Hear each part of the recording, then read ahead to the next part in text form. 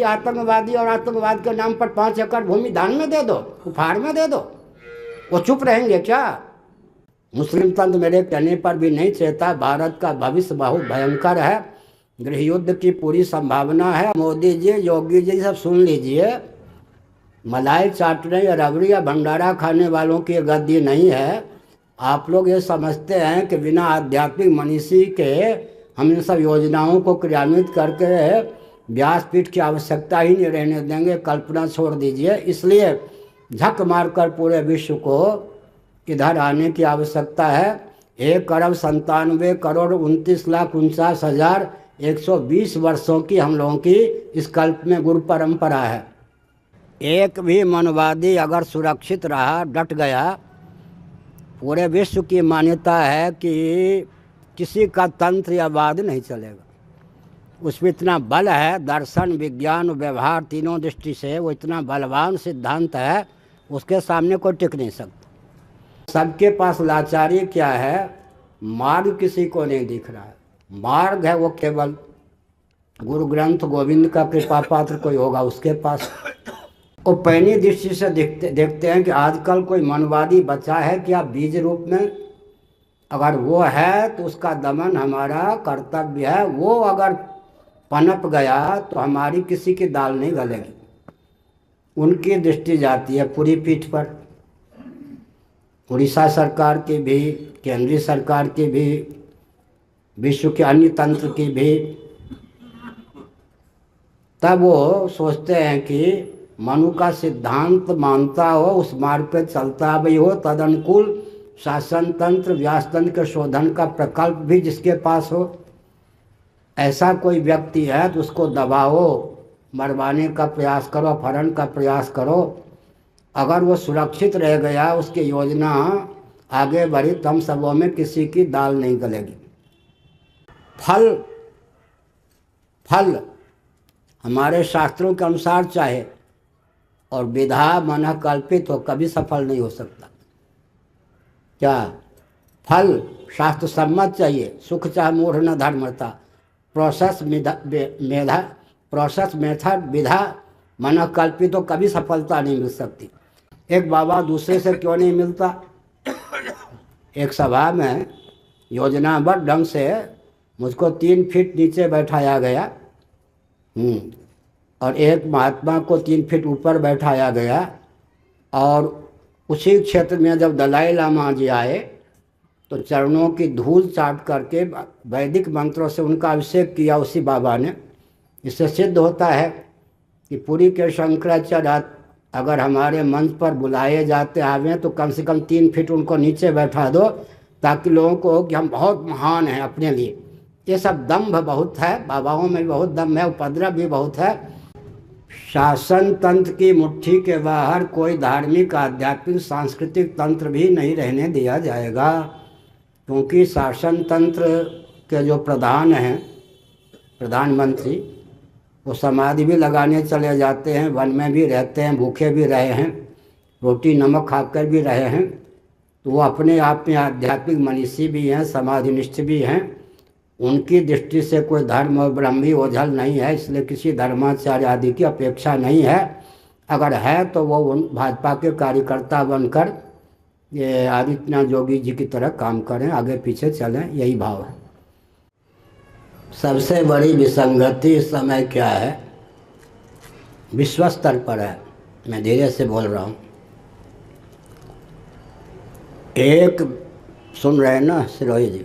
एक भी मनुवादी, मनु शब्द का अर्थ होता है, संस्कृत का शब्द है यह, मनु का अर्थ होता है मंत्र। श्री राम नाम में मान लीजिए मंत्र में 6 अक्षर हैं, षडाक्षर मनु। उपनिषदों में मनु शब्द का प्रयोग 2-4 बार हुआ है। मनु शब्द का अर्थ होता है मंत्र। अगर व्यक्ति विशेष के लिए मनु शब्द का प्रयोग हुआ हो तब उसका अर्थ होता है मंत्रार्थविद या मंत्रद्रष्टा। या अब जो जिनको हम मनु कहते हैं, उन्होंने वेदों का तात्पर्य मनुस्मृति नामक ग्रंथ के माध्यम से, स्मृति विशेष नामक ग्रंथ के माध्यम से व्यक्त किया। शतपथ ब्राह्मण आदि का अनुशीलन करें। वहाँ वचन मिलता है मनु ने जो कुछ लिखा या कहा वो भेषज है, मौसदी है।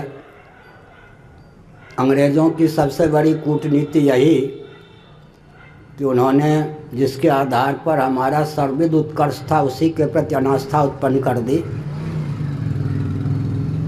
अब जो मैं संकेत करना चाहता हूँ, एक भी मनवादी सक्रिय रूप से बच गया तो हम सबों में किसी की दाल नहीं गलेगी। विश्व स्तर पर यह मान्यता है। हृदय से व्यक्ति मनवादी को इतना प्रबल समझते हैं, ध्यान दे रहे गोविंदानंद जी, इनके जीवन को हमने कहा कि वेदांत जी का पूरा महाभारत पढ़ रहे हैं तो धीरे से इनके जीवन में समष्टि की ओर गतिविधि हो, उसके लिए हमने बीज डाल दिया है। महाभारत पढ़िए, पढ़ते भी। हमने संकेत क्या किया, एक भी मनवादी अगर सुरक्षित रहा, डट गया, पूरे विश्व की मान्यता है कि किसी का तंत्र या वाद नहीं चलेगा। उसमें इतना बल है, दर्शन विज्ञान व्यवहार तीनों दृष्टि से वो इतना बलवान सिद्धांत है, उसके सामने कोई टिक नहीं सकता। न कम्युनिज्म टिकेगा, न मुस्लिम तंत्र टिकेगा, न क्रिश्चियन तंत्र टिकेगा। मनुस्मृति के अनुपालन में जो भूल हुई, प्रमाद हुआ, उसी के देन कम्युनिस्ट हैं, उसी के देन मुस्लिम तंत्र है, उसी का देन क्रिश्चियन तंत्र है, भाजपा कांग्रेस सपा सब उसी के देन। हमने क्या संकेत किया, पूरे विश्व की इसका अभिमान नहीं समझिएगा, तथ्य समझिए। ये मैं जितेंद्र यादव को भी कहता हूँ, इनको भी कहता हूँ। वो पैनी दृष्टि से देखते हैं कि आजकल कोई मनवादी बचा है क्या बीज रूप में? अगर वो है तो उसका दमन हमारा कर्तव्य है। वो अगर पनप गया तो हमारी किसी की दाल नहीं गलेगी।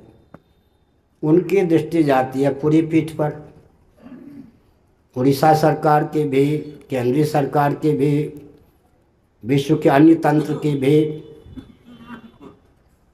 तब वो सोचते हैं कि मनु का सिद्धांत मानता हो, उस मार्ग पे चलता भी हो, तदनुकूल शासन तंत्र व्यास तंत्र के शोधन का प्रकल्प भी जिसके पास हो, ऐसा कोई व्यक्ति है तो उसको दबाओ, मरवाने का प्रयास करो, अपहरण का प्रयास करो।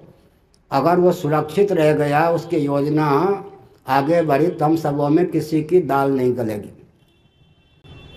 जहाँ भक्ति होती भूपों को, यह है ना, जहाँ अनुगमन करना चाहिए वहाँ वो दमन का प्रयास करते हैं। मैंने एक संकेत बताया। इस दृष्टि से विचार करें तो पुरी के शंकराचार्य को दबाने का पूरा अभियान उड़ीसा सरकार का भी है, कांग्रेस का भी है, भाजपा का भी है। सामने सब हाथ जोड़ते हैं अंदर से। और मेरे अतिरिक्त जितने शंकराचार्य प्रामाणिक हैं उनका भी पूरा हाथ है, और नकलियों का तो कहना ही किया, आतंकवादियों का भी हाथ है। यह व्यक्ति अगर अपने अभियान में सफल हो गया तो हम सब किसी की दाल नहीं गलेगी, क्योंकि श्रुति युक्ति अनुभूति दर्शन विज्ञान व्यवहार में सामंजस्य साधने की विधा कही है नहीं। वो तो शास्त्रों के आधार पर गुरु ग्रंथ और गोविंद की कृपा से संभव है। तो हमने कहा अभी जो मोदी जी के प्रधानमंत्री बनने के बाद एक विकट परिवर्तन आया है, पहले भी था, अभी वो चक्रवृद्धि ब्याज को प्राप्त हुआ है। शासन तंत्र की मुट्ठी के बाहर कोई धार्मिक आध्यात्मिक सांस्कृतिक तंत्र भी नहीं रहने दिया जाएगा, क्योंकि शासन तंत्र के जो प्रधान हैं, प्रधानमंत्री, वो समाधि भी लगाने चले जाते हैं, वन में भी रहते हैं, भूखे भी रहे हैं, रोटी नमक खाकर भी रहे हैं। तो वो अपने आप में आध्यात्मिक मनीषी भी हैं, समाधिनिष्ठ भी हैं। उनकी दृष्टि से कोई धर्म और ब्रह्मी ओझल नहीं है, इसलिए किसी धर्माचार्य आदि की अपेक्षा नहीं है। अगर है तो वो उन भाजपा के कार्यकर्ता बनकर ये आदित्यनाथ योगी जी की तरह काम करें, आगे पीछे चलें, यही भाव है। तो एक भी सांस्कृतिक तंत्र, सामाजिक तंत्र, धार्मिक तंत्र, आध्यात्मिक तंत्र भारत में न रहे। सब के सब शासन तंत्र के अधीन दासानुदास बन के काम करें, यह एक विकल्प प्रकल्प चल रहा है। इसलिए गुरुगद्दी को नष्ट कर ही देना है। व्यासपीठ की स्वतंत्र कोई उपयोगिता नहीं है। यह एक मनोबल कांग्रेस में था। गांधी जी से प्रक्रिया चलाई गई अंग्रेजों के माध्यम से। मोदी जी के शासन में आने पर इस प्रक्रिया को चक्रवृद्धि ब्याज के समान चरम सीमा पर पहुंचा दिया गया, क्योंकि नेहरू जी मानते थे कि वो शीर्षासन करते हैं, योगी हैं, अपने को योगी मानते थे, और ये तो हैं ही जो कुछ हैं। अब इस दृष्टि से इनकी दृष्टि में हमारी उपयोगिता नहीं है ये नहीं कह सकते। एकांत में जो मोदी जी ने मुझसे दो तीन वाक्य बोले, एक वाक्य में कभी कहता नहीं सभा आदि में, वो जब तक उनको पूरी मेरे बारे में जानकारी नहीं थी कि ये फुहर नहीं है, हमारी बात फैलाएंगे नहीं, एक गंभीर तथ्य कोई उन्होंने कहा एक वाक्य में, मैंने विश्वास पूर्वक कहा कि ये वाणी के चंचल नहीं है, कहीं बात विस्फोट नहीं करेंगे, विश्वासपात अंदर से तो हमें है, लेकिन दबाने का भी पूरा प्रयास है। इसका अर्थ क्या होता है? इसका अर्थ ये होता है कि जिस ढंग से विकास को परिभाषित और क्रियान्वित करने की प्रक्रिया चल रही है, उसी के गर्भ से सारा विस्फोट निकलेगा। एक भी सनातन मान बिंदु की रक्षा आधुनिक शासन तंत्र के माध्यम से हो जाए संभव नहीं। अब तो केवल एक चीज़ है कि सनातन शासन तंत्र की प्रस्थापना का मार्ग क्या हो। इस उन्मादपूर्ण लोकतंत्र प्रजातंत्र जिसमें सत्ता लोलुपता अदूरदर्शिता को राजनीति का पर्याय हम मान सकते हैं, उसको वैदिक सनातन शासन तंत्र के रूप में परिवर्तित करने की विधा क्या हो, और उसके लिए व्यक्ति का क्या होता है जी, चयन प्रशिक्षण नियोजन, चयन की विधा, प्रशिक्षण की विधा, नियोजन की विधा क्या हो, यह बात यहाँ आकर रुकती है। 5 मिनट की सीमा में एक संकेत करता हूँ। अभी जो हिंदुओं की स्थिति है, पुरुष भी बहुत से ऐसे हैं जो अभी नवरात्र आदि में व्रत रखते हैं, रखेंगे, फलाहार आदि कर लेते हैं, देवी देवता का पूजन करते हैं, माताएं तो बहुत व्रत करती ही हैं, लेकिन हिंदुओं के जप तप व्रत सबका अंदर का हिस्सा ये है, अंतरंग भाव ये है कि हाय पेट हाय परिवार, पेट और परिवार की सीमा में ही वो फल चाहते हैं। कृपणा फल हेतव, तो राष्ट्र की रक्षा आदि, सनातन संस्कृति की रक्षा आदि उनके जीवन का लक्ष्य नहीं। बाबाओं में भी हाय धन हाय मान तक सीमा है, तो सब पेट और परिवार या सबको मिला दें तो धन मान प्राण परिजन तक पूरा भारत का तप, हिंदुओं का जप तप सब सीमित। एक बाबा दूसरे से क्यों नहीं मिलता? एक सभा में योजनाबद्ध ढंग से मुझको 3 फीट नीचे बैठाया गया, और एक महात्मा को 3 फीट ऊपर बैठाया गया, और उसी क्षेत्र में जब दलाई लामा जी आए तो चरणों की धूल चाट करके वैदिक मंत्रों से उनका अभिषेक किया उसी बाबा ने। इससे सिद्ध होता है कि पुरी के शंकराचार्य अगर हमारे मंच पर बुलाए जाते आवे तो कम से कम 3 फीट उनको नीचे बैठा दो, ताकि लोगों को हो कि हम बहुत महान हैं अपने लिए। ये सब दम्भ बहुत है, बाबाओं में भी बहुत दम्भ है, उपद्रव भी बहुत है। लेकिन हमने एक संकेत किया। क्या संकेत किया? पूरे विश्व की लाचारी है यह। क्या लाचारी है?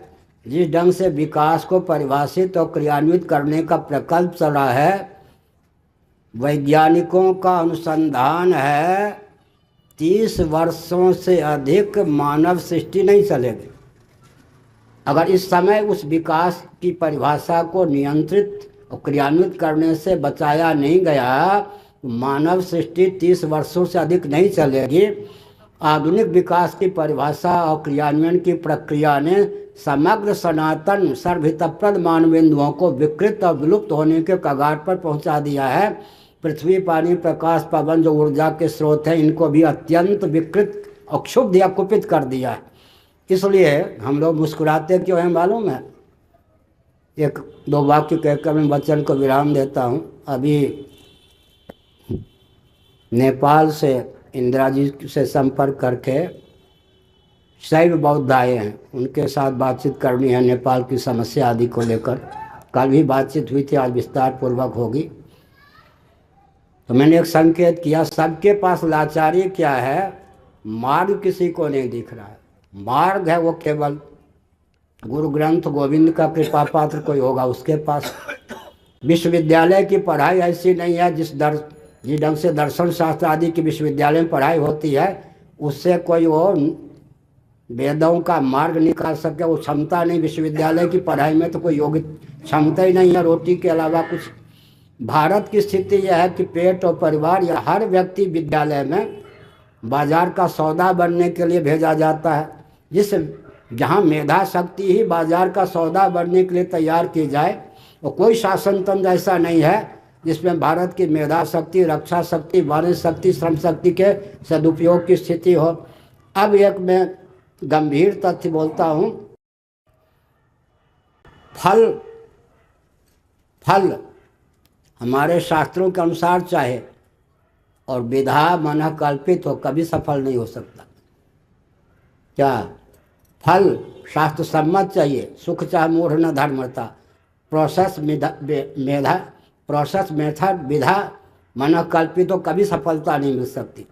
और विकल्प किसी अंश में सुरक्षा देता है, विकल्प भी कहीं काम दे देता है। जैसे कि कोई वंश परंपरा प्राप्त क्षत्रिय नहीं होते, लेकिन इंग्लैंड में वैकल्पिक राजवंश है। कोई वंश परंपरा प्राप्त ब्राह्मण नहीं होते, फिर भी पोप जी की गद्दी वैकल्पिक ब्राह्मण को लेकर चला रहे हैं, लेकिन ये भी धस होने वाले हैं। क्यों? दो खानदानी क्षत्रिय अयोध्या से गए थे, एक राम जी एक लक्ष्मण जी, सीता जी का अपहरण हो गया, बाकी सब बंदर भालू देवता के अवतार थे। वैकल्पिक क्षत्रियों ने खानदानी क्षत्रियों के मार्गदर्शन में युद्ध लड़ा। केंद्र में मूल में कम से कम खानदानी क्षत्रिय तो थे, केवल वैकल्पिक गुरु। अभी पोप की गद्दी इंग्लैंड में एलिजाबेथ की गद्दी भी ज़्यादा दिनों तक नहीं है। मैं संकेत करता हूँ, तो मैंने क्या संकेत किया? मैंने यह संकेत किया कि हमारी प्रक्रिया कोई न माने, विधा न माने और हमारे रामराज धर्मराज को ले उसको क्रियान्वित करने चलेगा, विस्फोट हो जाएगा। इसलिए पूरे विश्व की लाचारी है अब कि वो सातवें आसमान में हम लोगों को फेंक दिया जाए या सातवीं गुफा के अंदर डाल लिया जाए कि तुम्हारी कोई उपयोगिता नहीं। तो हम भी चुनौती देते हैं, विकास के नाम पर पूरे विश्व को एक तिल भर खिसका के दिखा दो तो हम मान जाएंगे हमारी उपयोगिता नहीं। हमारे मुंह से इस समय ऋषि मुनि बोल रहे हैं, वेदादि शास्त्र बोल रहे हैं, गुरु बोल रहे हैं, समझ गए, गोविंद बोल रहे हैं। इसका मतलब एक भी सनातन सिद्धांत के प्रति आस्थान्वित व्यक्ति होगा, उसकी उपेक्षा करके आप सारी सृष्टि एक हो जाए, विकास नहीं कर सकते। श्रीमद् भागवत इंद्र की उपेक्षा कर दी, उसके प्रमाद के कारण बृहस्पति जी ने अपने आप को तिरोहित कर लिया, ब्रह्मा जी को अनुकूल कर लिया, नारायण जी को अनुकूल कर लिया इंद्र ने। फिर भी नौ जाकर गद्दी पर बैठ गया, मानसरोवर में छिपना पड़ा, न ब्रह्मा जी आंसू पोंछ पाए न नारायण जी, और विश्वरूप गुरु बनाया ब्रह्मा जी कहने पर उसको मारना भी पड़ा, ब्रह्महत्या भी लग गई, वृत्रासुर से पाला पड़ा। इसका मतलब क्या होता है? इसका मतलब होता है, मोदी जी, योगी जी सब सुन लीजिए, मलाई चाटने या रबड़ी या भंडारा खाने वालों की गद्दी नहीं है। आप लोग ये समझते हैं कि बिना आध्यात्मिक मनीषी के हम इन सब योजनाओं को क्रियान्वित करके व्यासपीठ की आवश्यकता ही नहीं रहने देंगे, कल्पना छोड़ दीजिए। इसलिए झक मारकर पूरे विश्व को इधर आने की आवश्यकता है। 1,97,29,49,120 वर्षों की हम लोगों की इस कल्प में गुरु परंपरा है, श्रीमन नारायण से। भगवान शंकराचार्य से 2503 वर्षों की हमारी गद्दी है। हम लोगों की उपेक्षा करके नकली 1000 शंकराचार्य बना दीजिए, आतंकवादी बना दीजिए, उससे काम नहीं चलेगा। शंकराचार्य पद पर प्रतिष्ठित व्यक्तियों ने भी आतंकवादी को शंकराचार्य बनाकर हमारे विरोध में घुमाया। हमारे शिष्यों ने उसको शंकराचार्य कहा। इस सबसे हमको चिंता नहीं है, लेकिन हमने कहा कि भागवत का जो ज्ञान है, क्या कहा भूदेवी ने? श्रीमद् भागवत 4 स्कंद अध्याय 18 श्लोक 3, 4, 5, गाय का रूप धारण करके पृथु से कहा, राजन लौकिक उत्कर्ष भी लक्ष्य हो, मन कल्पित विधा से आप लौकिक उत्कर्ष भी नहीं कर सकते। लौकिक उत्कर्ष, पारलौकिक उत्कर्ष और परमात्मा की प्राप्ति का मार्ग भी प्रशस्त हो, उसके लिए एकमात्र सनातन मार्ग ही है। तो आज के प्रवचन का सार निकला, हमें प्रसन्नता है, हम व्यष्टि होकर नहीं बोल रहे, समष्टि होकर बोल रहे। हमारी उपयोगिता अगर प्रधानमंत्री आदि की दृष्टि में नहीं है तो हम असहयोग नहीं करेंगे। जैसे बृहस्पति जी ने कोई सेना का अपहरण नहीं किया, साप नहीं दिया, फूट डालने का काम नहीं किया, हम असहयोग नहीं करेंगे। लेकिन आप एक तिल भर भी भारत को विकास के नाम पर खिसका दीजिए तो हम समझेंगे। इसका मतलब यद्यपि हमारे सिरोही जी ने राम जन्मभूमि के निर्णय की सराहना की, लेकिन मैं ही एक ऐसा व्यक्ति हूँ पूरे विश्व में रोता हूँ, अंदर संस्था भी हूँ, बाहर से भी दम पूर्वक नहीं रोता हूँ। लखनऊ खंडपीठ के निर्णय पर भी मैं ही केवल रोया था। अशोक सिंघल होली मना रहे थे, बाकी शंकराचार्य दिवाली, बाल ठाकरे दिवाली मना रहे थे। यह निर्णय आतंकवादी और आतंकवाद को महिमा मंडित करने का है। अभी 9 व्यक्तियों का ट्रस्ट बन चुका है, वहाँ पूरे विश्व की आतंकवाद की शक्ति वहाँ पर लग जाएगी और छक्के छूट जाएंगे भारत के न्यायालय के और भारत के सूझबूझ के और राम मंदिर के। इसलिए जो निर्णय आया है उपहार के रूप में, ये केवल उत्तर प्रदेश को ही कई टुकड़ों में बांटने में समर्थ है। इसलिए हमने कहा किसी भी आतंकवादी या आतंकवाद को महिमामंडित करना न्यायालय की न्याय सरणी के विरुद्ध है। मुस्लिम तंत्र के लिए भी अभिशाप होगा भविष्य में। कंसहारी था, सनातनी था, वैदिक कुल में उत्पन्न था, हिंदू था। इसी प्रकार हिरण्यकश्यप, हिरण्याक्ष, रावण, दुर्योधन, लेकिन हम इनको आदर्श नहीं मानते हैं। बाबर कोई हुआ होगा, मुसलमानों का दायित्व है कि उसको आतंकवादी घोषित करें, उसके आतंकवाद का अनुगमन न करें। यह न्यायालय का दायित्व होता है किसी आतंकवादी और आतंकवाद के नाम पर 5 एकड़ भूमि दान में दे दो, उपहार में दे दो, वो चुप रहेंगे क्या? भाजपा की इस कोर्ट के नाम पर है तो मूल में भाजपा की इस नीति को, इस निर्णय को भाजपा के उपहार समझा उन्होंने। दुर्बलता समझ के दिल्ली की घटना हुई। दिल्ली की घटना पर मैं पहली बार बोल रहा हूँ। दिल्ली की घटना थी, उपहार नहीं समझा, इनकी दुर्बलता समझी 5 एकड़ भूमि। अब जो कुछ होगा देखिए। इसलिए मैंने संकेत किया, रामद्रोह का सबसे बड़ा परिचय है ये निर्णय, रामद्रोह का सबसे बड़ा। और उसने कहा है, कौन है वो, राय, चंपत राय, पुजारी की नियुक्ति में जाति का ध्यान नहीं रखा जाएगा। इसका अर्थ होता है श्री अम्बेडकर महोदय, मैं लाड प्यार से बोलता हूँ, उनका पुजारी ब्राह्मण नियुक्त किया जाएगा, वहाँ पर कोई, इसका अर्थ होता है। तो राम जी के नाम पर, राम जी के सिद्धांत की तिलांजलि, राम जी के नाम पर, राम जी के सिद्धांत पर प्रहार, कोई धर्माचार्य बोल नहीं रहे। जितने ट्रस्टी बनाए गए हैं सबका मुख बंद है, एक भी नहीं कह रहा कि राम जी के नाम पर तुम रामद्रोह कर रहे हो। राम भक्ति है ये राम जी का अनुकूल निर्णय है क्या? इसलिए मैं कह रहा हूँ कि बहुत भयंकर परिस्थिति उत्पन्न की जा रही है। विकास के नाम पर जो परिभाषा क्रियान्वित की गई, गोभिर विप्रश्च वेदैश्च, गंगा, गाय इत्यादि जितने सनातन मान बिंदु थे सबको विकृत और विलुप्त होने के कगार पर पहुंचा दिया।